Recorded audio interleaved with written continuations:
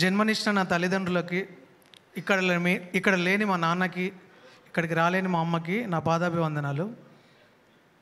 ఇక్కడికి వచ్చిన పెద్దలందరికీ నా హృదయపూర్వక నమస్కారాలు. సో ప్రపంచంలో సినిమా పిచ్చి చాలామందికి ఉంటుందండి, నాకు ఉంది. చదువు పేరు చెప్పి డిగ్రీ తర్వాత పీజీ కోసం ఉస్మానియాకి వచ్చాను. ఉస్మానియాలో చదువుతూనే సినిమా ప్రయత్నాలు మొదలుపెట్టాను. డైరెక్షన్ ఏం ఫిక్స్ అవ్వాల, సినిమాలో చేరాలి నేను, అంతే. సో ఆ ప్రయత్నంలో భాగంగా చేస్తూ వస్తున్నాను. ఇక్కడికి వచ్చిన ప్రతి ఒక్కరికి ఒక కళ ఉంటుంది సినిమాల్లో. ఎస్పెషల్లీ డైరెక్టర్కి ఒక కళ ఉంటుంది. ఏంటంటే డైరెక్టర్ అయ్యి తను రాసుకున్న కథని దృశ్య రూపంలో చూసుకోవాలని కలగని, బ్రెయిన్లో ఏదో ఆలోచించుకొని పేపర్ మీద రాసుకొని, 100 రూపాయల పేపర్ మీద 10 రూపాయల పెన్నుతో రాసుకొని చాలా గొప్పదని ఫీల్ అయిన కళని తీర్చేది ప్రొడ్యూసర్. కోట్లు ఖర్చు పెట్టి ఆ కళని దృశ్య రూపంలోకి తెచ్చేది ప్రొడ్యూసర్. అంత మంచి బ్యానర్లో అంత పెద్ద ప్రొడ్యూసర్తో చదలవాడ శ్రీనివాసరావు గారి 42 ఏళ్ళుగా సినిమాలు చేయడం అంటే మామూలు విషయం కాదండి. ఇది సాగా. అలాంటి బ్యానర్ గురించి నేను వచ్చినప్పటి నుండి నాకు తెలుసు సినిమాలు ఇలా ఉంటాయని. కానీ అదే బ్యానర్లో డైరెక్టర్గా ఇంట్రడ్యూస్ అవుతానని నేను ఎప్పుడూ ఊహించలేదు. సో రైటర్గా చాలా సినిమాలు చేసుకున్నా కానీ సాటిస్ఫాక్షన్ లేదు. చాలా హిట్ అయిన సినిమాలకు నేను గోస్ట్ రైటర్గా చేశాను, నా పేరు రాలేదు. పోనీ నా పేరు వేసిన సినిమాలు నా వరకు బాగానే రాస్తామన్నారు కానీ సినిమా వర్కౌట్ అవ్వలేదు. సరే ఎక్కడో ఏదో ప్రాబ్లం ఉందా నాలో అని మళ్ళీ రీచెక్ చేసుకుంటే కష్టపడుతున్నాను, బాగానే యూనిక్గానే రాస్తున్నాను అనుకున్నాను. సరే ఈసారి ప్రయత్నం చేద్దామని చెప్పి, ప్రతి రైటర్కి డైరెక్టర్ అవ్వాలని ఉంటుంది. Because director is the captain of the ship. So ఆ ప్రయత్నంలో భాగంగానే ఒక కథ రాసుకున్న తర్వాత రణధీర్ అనే క్యారెక్టర్కి నేను కొన్ని క్వాలిటీస్ పెట్టుకున్నాను. రాముడికి ఎట్లాంటి క్యారెక్టర్, రాముడికి కొన్ని లక్షణాలు ఉంటాయి, కృష్ణుడికి కొన్ని లక్షణాలు ఉంటాయి, వాళ్ళు దేవుళ్ళు. సో ఇక్కడ నా హీరో రావణాసురుడు లాంటివాడు ఈ కథలో. అలాంటి రావణాసురుడు చెడ్డోడు అని చెప్పలేము, ఒక్కొక్కరి పర్సెప్షన్ ఒక్కొక్కటిది. సో గ్రే క్యారెక్టర్ ఉంటుంది. అలాంటి కట్అవుట్ ఎక్కడా అని వెయిట్ చేస్తూ ఉన్న టైంలో నాకు లక్ష్ గారు అంతకుముందు సినిమాతో పరిచయం. ఖచ్చితంగా దీనికి ఆయనే సూట్ అవుతారని కొంచెం టెన్షన్తోనే వెళ్ళా. ఎందుకంటే గ్రే షేడ్ క్యారెక్టర్లు అంత ఈజీ క్యాచ్ చేయలేరు, వదిలే అనే ఫీల్ అవుతారు. బట్ ఇమీడియట్గా ఆయన క్యాచ్ చేయడంతో నాకు చాలా హ్యాపీ అనిపించింది. ఏంటంటే దాంట్లో ఉన్న వాల్యూని ఆయన గుర్తుపెట్టారు. సో ఆ యూనిక్ సబ్జెక్ట్ అండి. టు బీ ఫ్రాంక్లీ అందరు చెప్తారు, నిజంగా చెప్తున్నాను, నాకు ఒళ్ళు దగ్గర పెట్టుకొని భయంతో రాసిన కథే ఇది. ఎందుకంటే ఇది తేడా కొడితే ఫ్యూచర్ ఎక్కడికి వెళ్తుందో నాకు తెలుసు. అందుకే జాగ్రత్తగా చాలా ఆలోచించి చాలా చాలా చాలా చాలా చాలా కథలు అనుకొని సార్ట్అవుట్ చేసిన తర్వాత ఫైనల్గా నేను ఫీల్ అయింది సార్కి చెప్పాను. నా లక్ ఏంటంటే ప్యారలల్ థాట్స్ ఎక్కువ ఇద్దరికి. నేనేం ఫీల్ అవుతానో రాసుకొని సార్కి చెప్పగానే ఇమీడియట్గా ఆయన క్యాచ్ చేసి వెంటనే నాకు ఒక చిన్న ఇన్పుట్ ఇచ్చేసి దాని పర్సెప్షన్ మార్చేస్తారు. సో అక్కడ మా ఇద్దరి బాగా సింక్ అయింది.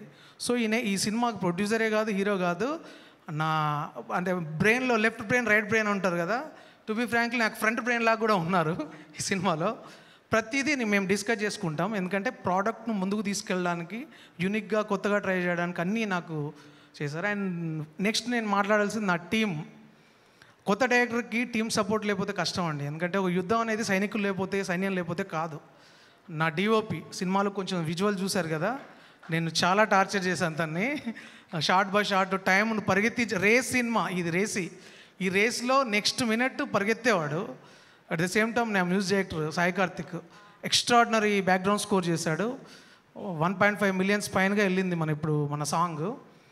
సో ఎక్కడ మేము అన్నెసెసరీ ఈ సీన్స్ కానీ అన్నెసెసరీ డైలాగులు సాంగ్స్ ఏవి లేవు. ఒక మంచి కథను చేస్తున్నాం. మీకు ఇప్పుడు అంతా నెగిటివ్ షేడ్లో డబ్బు అని కనబడుతుంది కదా కథలో, బట్ లోపల ఇంటెన్స్ డ్రామా ఉంటుంది, బ్యూటిఫుల్ ఎమోషన్ ఉంటుంది. అది నేను రివీల్ చేయకూడదు కాబట్టి ఇప్పుడు చెప్పట్లేదు. సో డెఫినెట్గా ఈ సినిమా ఇప్పుడు వచ్చిన రేపు రిలీజ్ అవుతున్న 8 సినిమాలు బాగా హిట్ అవ్వాలని కోరుకుంటున్నాను. ఎందుకంటే సినిమా బాగుంటేనే అందరం బాగుంటాం. అలాంటి మాలాంటి వాళ్ళు ఇంకా బాగుంటారు, అందులో నేనుంటే ఇంకా బాగుంటుంది. సో సినిమా అనేది ఎప్పుడు బాగుంటేనే, సినిమా ప్రపంచం అనేది బాగుంటేనే. ఎందుకంటే ఆడియన్స్కి ఎంటర్టైన్మెంట్లు ఒకటే, సినిమా, క్రికెట్, పాలిటిక్స్. కానీ అందరికీ యునానిమస్గా ఇష్టమైంది సినిమానే. కాబట్టి ఆ సినిమా ఫీల్డ్కి వచ్చి ఎక్కడో పుట్టిన ప్రయాణం ఇక్కడ దాకా రావడం చాలా ఆనందంగా ఉంది. అండ్ ఈ కథ లక్ష్ గారికి చెప్పిన తర్వాత ఇమీడియట్గా శ్రీనివాసరావు సార్ దగ్గరికి వెళ్ళమన్నారు. కొంచెం టెన్షన్ వచ్చేసింది, ఎందుకంటే ఆయన అనుభవము, ఆయన తీసిన సినిమాలు అవన్నీ నాకు తెలుసు అంతకుముందు. సో ఈ కథ ఎట్లా కనెక్ట్ అవుద్దా సార్కి ఏమంటాను. ఫస్ట్ 10 minutes అలా చెప్తున్న టైంలోనే సార్కి ఫోన్లు వస్తున్నాయి. నేను సార్ మాట్లాడాను సార్ అంటే ఫస్ట్ 10 minutesలోనే ఫోను సైలెంట్ పెట్టి పక్కన పెట్టారు. అంత పెద్ద ఆయన ఫోన్ పక్కన పెడితే నేను షాక్ అయిపోయా. చెప్పమ్మా బాగుంది అని ఎంకరేజ్ చేస్తుంటే 20 minutes చెప్పా. ఫస్ట్ హాఫ్ చాలా బాగుంది, సేమ్ టైం రేపు ఇదే టైంకు రాని, మళ్ళీ సెకండ్ డే సెకండ్ హాఫ్ విన్నారు.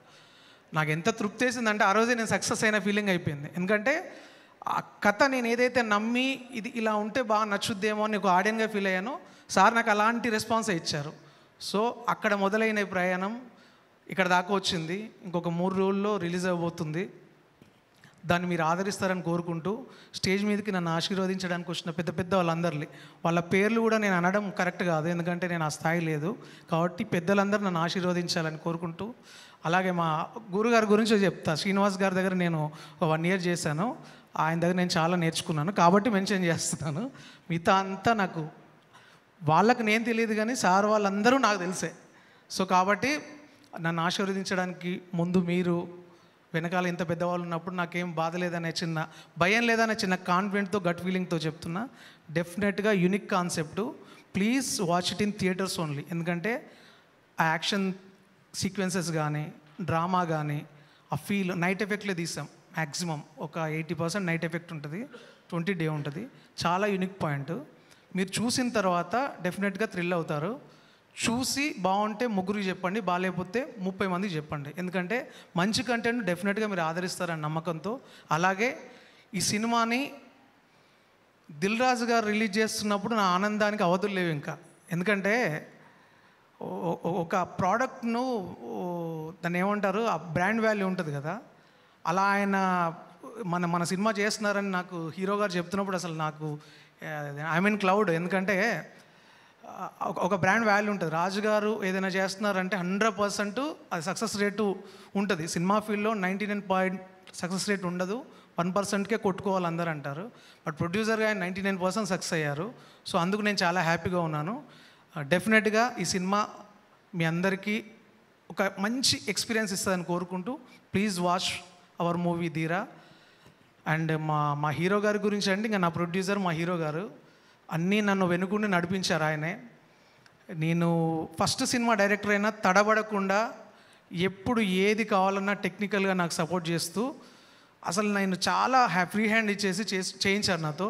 I'm very happy. Thank you very much sir. నన్ను డైరెక్టర్గా ఇంత పెద్ద బ్యానర్లో ఇంట్రడ్యూస్ చేసినందుకు సార్, శ్రీనివాసరావు గారు సార్, మీరు రుణం ఎప్పుడు తీర్చుకోలేను sir. Thank you so much.